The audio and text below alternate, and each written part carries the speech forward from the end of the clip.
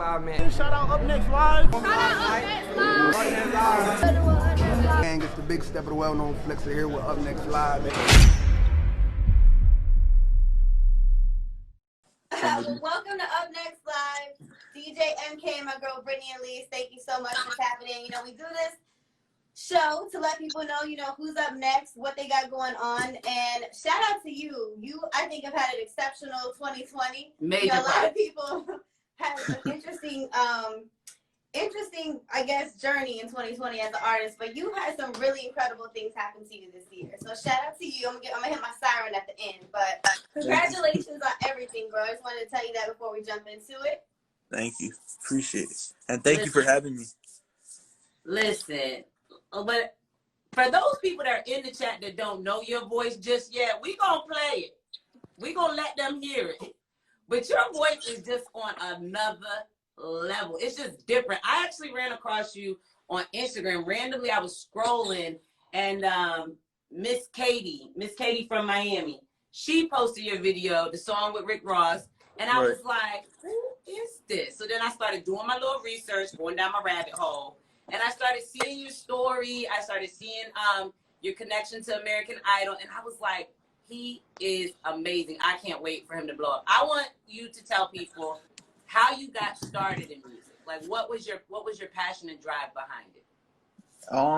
Well, I always sang because my mom, like, she would always play like the old music in the house. My grandpa was like, he didn't take singing seriously, but he would always sing in the house. He's Israeli, so a lot of the Israelis like Tom Jones and like the old fashioned singers even now, and they like play it how we play mainstream music. So yeah, I kind of adapted that, and it became part of my tone too when I sing. And then my grandpa on my mom's side, he owned a storage company for furniture in New Jersey. And Bobby Darin, who was part of the Rat Pack, he's the that Shark Bait. He came and he said, "Can I do your commercial singing?" And that was his first ever time people heard his voice, was at his store. So I had a lot of history of like old-fashioned singers like in my background. And then I wasn't gonna do singing full time. I was gonna do actually art or football, and I was in college for it. I was in high school for it, and I submitted for all the art colleges, and then Vine came, which was an app. And then I started making like 6-second covers singing on there, and then they just blew up. So instead of going to college, I just continued with music. Yeah, so I saw that you really like went viral with like those covers. Like, who are certain people that reached out to you from doing that? Ludacris, did I read that? Ludacris reached out to you? Yeah, well, that was a show called Best Cover Ever. Okay. Yeah, it was Ludacris, BB Rexa, Demi Lovato, Nicki Jam, DNC, like a whole bunch of big pop artists. They came together and like kind of like judged different covers of their songs on YouTube. You just say you like, yeah, Nicki Jam. Yeah, they just call We're all you human. When they call you, like, were you surprised? What was your reaction? I'd be like, wait a minute, how you get my number? Is this a bill collector? No, I was excited when they emailed us about the show. And like at the time I was more like relieved because I tried out for so many shows, like trying to make music now and try to have the opportunities that I have now. And I weighed about 450 pounds, and for some reason that mattered. So I've got 20 You're Too Bigs from the biggest music TV shows ever. So even getting that opportunity, that was the first thing that came to my head was, wow, show's not even acknowledging my size first. They're not even asking about that. So it was like kind of like a triumph moment with that. Now, how did it come about for you? Like, how did the connection with American Idol come about? On American Idol, they contacted like a whole bunch of like people like putting out campaigns. They were doing auditions, and I submitted an audition online, and one of the people contacted me, and I had at the time I just lost 200 pounds. I know it doesn't matter now, but because of all the crazy things that happened, there was just so much. It put a lot of pressure on me, and I took all the pain and the negative comments and the hate, and I flipped it into running, and I started running 15 miles a day. and I lost 200 pounds in 7 months. Wow. Oh my God. Right Just after from running? just from running, yeah. I need to come. You need to be my workout Yeah. partner. I didn't come. I didn't come. Everything is Right, I need to mental. come work out with you because my pounds be shedding 1 per month, and I be so confused. And then sometimes they add back, and I'm like, wait a minute. Right. Well, everything is mental, so you can literally do everything. You're your own god, so you have the power to do whatever you want. You know, I really like your positivity, and I like how you took your pain and put it into your music, because when you sing and you hear your voice, you really feel all of that. yeah, you feel every bit of pain. And you know what? I seen where it said that your mom listened to a lot of Aretha Franklin and that Yeah. soul. And every time I hear you, I get that. I feel it. It's like I'm there with you. And I think that that's a powerful thing, because music is healing. And for other Right. people that might have a similar story to yours or have those similar feelings, your music can bring them up out of that and show them that there is a brighter day. There's something on the other side. Right. Right now in this generation, a lot of musicians, like people, they hear a lot of songs and they think, oh wow, it's a beautiful melody, or it's a just a pop, or it's catchy, it's an earworm. But a lot of it is brainwashing. A lot of the things that they're putting in music and messages are creating what the audience is hearing is reciprocating onto the audience, and they're actually doing what is in those messages. So I want to do nothing but promote peace and promote good, because literally everybody in life, like, I know this is far and away from what you said, but it is correlated. Everyone is a victim of psychological warfare. And that's what my whole next project's going to be about. And it's only going to be good and positive, because God is good and then evil is the devil, and it's right in the words. Listen, what you speak is so much back to me. I love watching horror movies. My mother used to say, you know, if you watch those, you welcome that energy. So Right. then when I stopped watching them, I stopped having nightmares. I stopped having like bad energy on me. So it was like, you're right. Our lives, everything that we see on a daily, what we listen to, down to what we eat, to what we're watching, to all the reality TV, we try to either subliminally embody what we see or what we hear or what we eat, and then that becomes a part of our lives and attachments. But with your music, I really believe that you're able to help release some of that. And that's why we do things like this, where when these times of pandemic, we normally would have loved to do this with each other live, but we still got to get these messages across through whatever avenue or vehicles that we have that we can do it with. And that's why I'm thankful that you're even able to tap in with us today.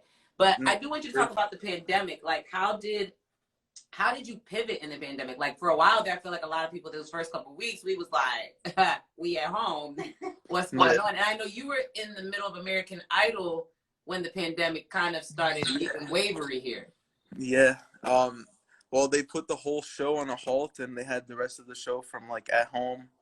And then for me, they stopped all the concerts, of course, but everything switched to online now. So, I mean, it's very interesting to see what they will do moving forward, and how I think, like, with technology now, they could say, okay, we could do a whole American Idol series at home.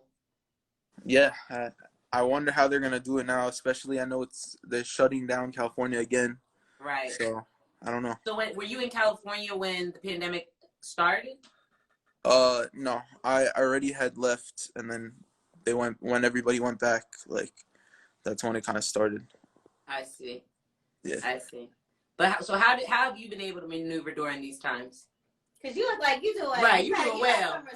Right. Well, you're doing well. I feel like right now, in truth, these times is like a great awakening. It's a message. Nothing happens just because, you know. There is a new world order happening. I mean, that's the truth. A lot of people that have been brainwashed for so long, right now, this is like the awakening. Everyone's seeing that there's more than just what we live and the entitlements that we're used to and the reality that we've been presented. It's all just there because that's all we've accepted. It's all we've seen. But right now, like, there's a whole new reality happening. I don't know how far and how paranormal it goes. I haven't really studied that, but I'm seeing that everything we've been taught through movies, through music, through entertainment has been exposed this year. And now, in order to silence is what we're dealing with right now. In order to silence those people that are speaking out about it, is what we're dealing with right now. A giant silencing, and that's what I think of the pandemic. So if you look at it from God's perspective, from the good, you're happy, you're positive. It can't affect you. That's the moral. Right, and you got to keep moving forward. No matter what, you got to keep going forward. There's right. The devil will try and get us, but we don't. We have God, and that's it. So there's nothing. Absolutely. And mentally, even being sad about the pandemic is not godly because it's a void, and a void is of the devil. So you have to be positive. There's no other we didn't know Jimmy was going. Right, we didn't know Jimmy was going to come with that. Yep. Right. Throw you some snaps. Right, I have to give you some snaps for that. You got me some real gems. Speaking of movie, earlier today, I got a chance to watch your video for Red Horns, your new single with Rick Ross. That shit is a movie. Like I was like confused. I'm like, is this a trailer for something? Cinematic, girl. That was a very cinematic like video, and I just want to know how it came about. Like the back end of it. You know, it was a lot of hocus pocus things I don't quite understand, but I like it. But it was just super. It was a great video. So I have a friend that his name's Sean, and he loves horror films. I watched a lot of his films that he's creating on his own, and he's really good. Like every single big company is reaching out to him. He's probably gonna be like the next big horror person. So me, I grew up on only horror films. I mean, yeah, of course. That's like what created the like background of the video. But I'm kind of breaking down all the horror film norms because, like I said, we're all affected by psychological warfare. So they psychologically warfare that a Ouija board is bad and does this and that and that. But the truth is we're our own portals. So if we allow light from God, God is there. Now, if we're passively worshiping something else, that's what it's showing in the video. It's like, it's kind of breaking down. All these people around me know that I'm a psychic.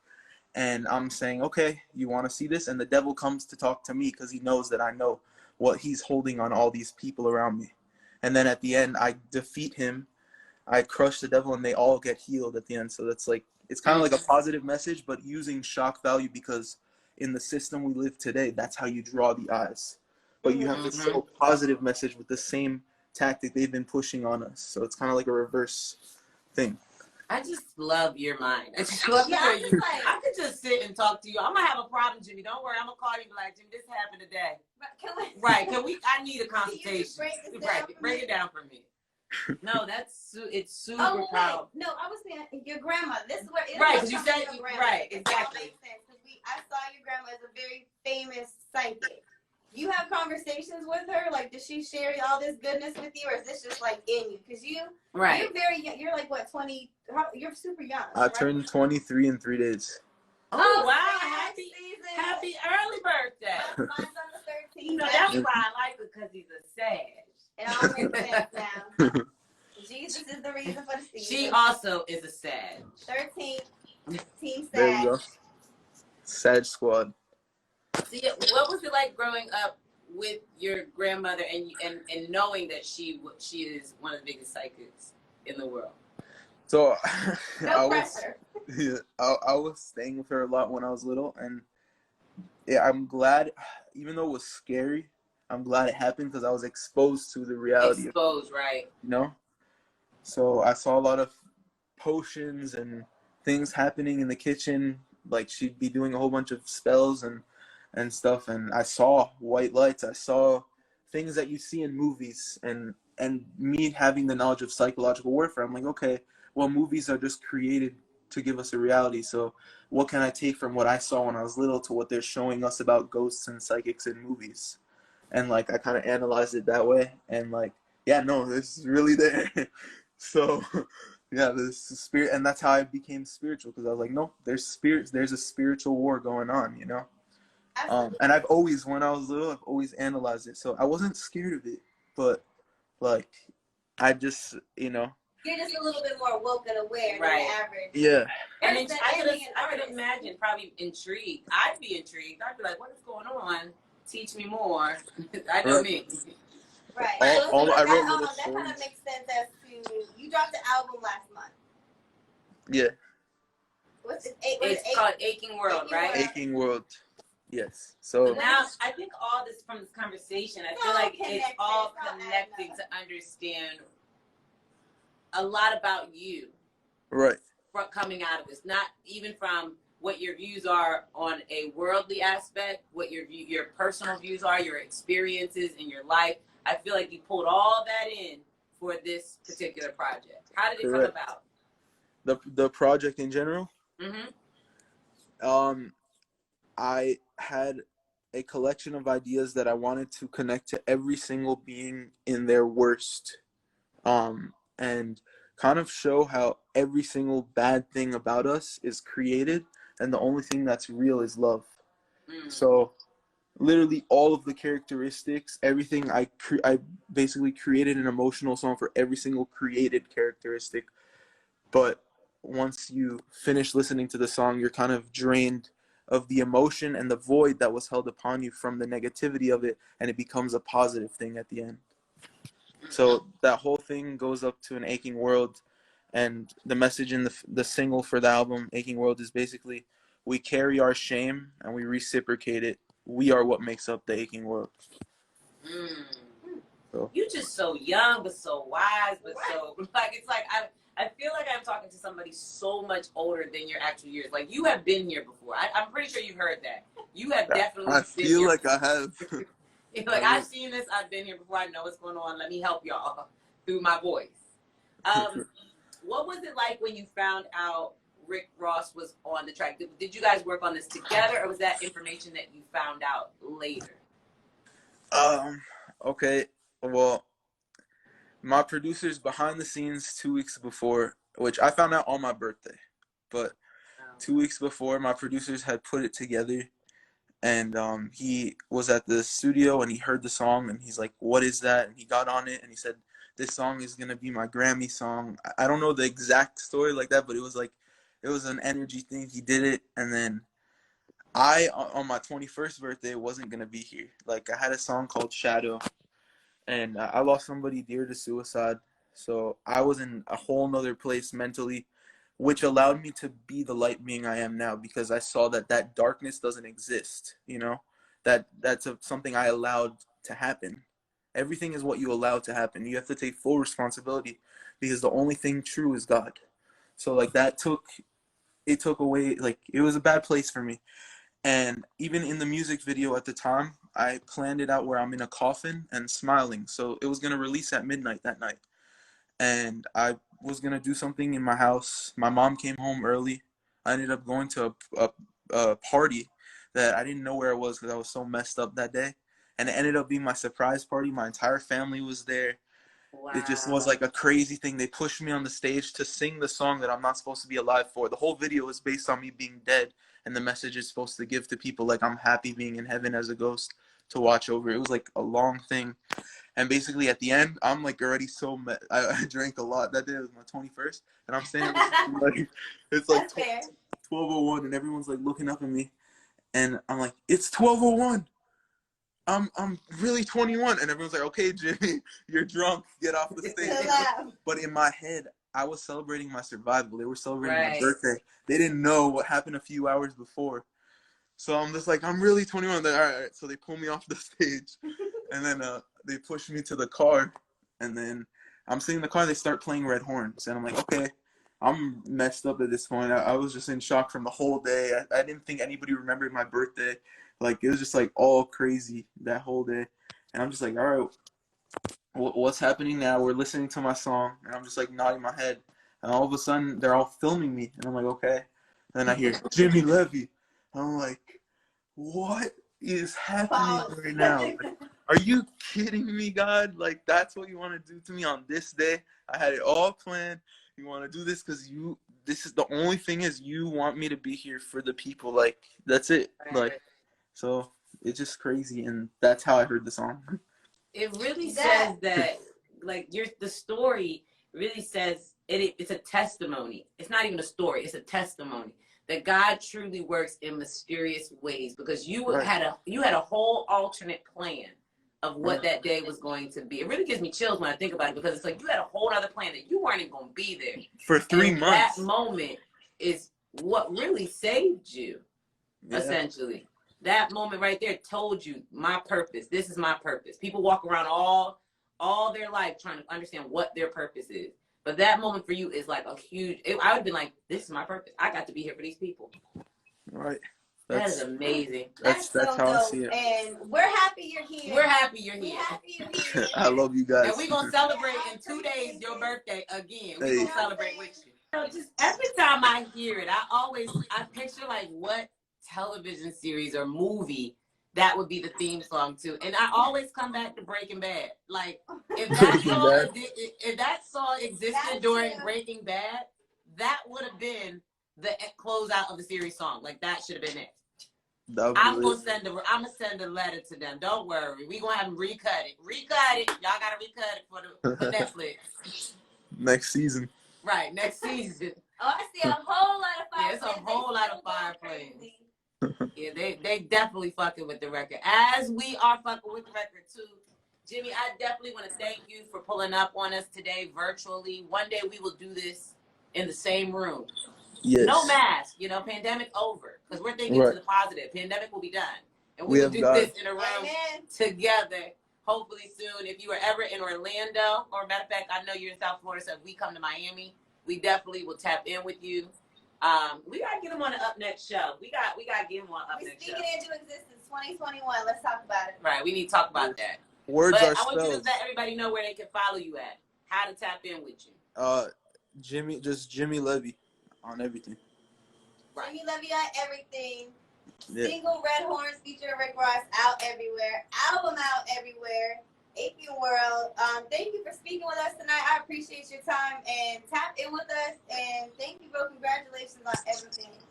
Thank you guys so much for having me. And, and happy birthday. Don't worry, we're going to take a shot on Saturday for you. There we go. I want to see a video. And Team Stat, you already know. Salute, my brother. God bless.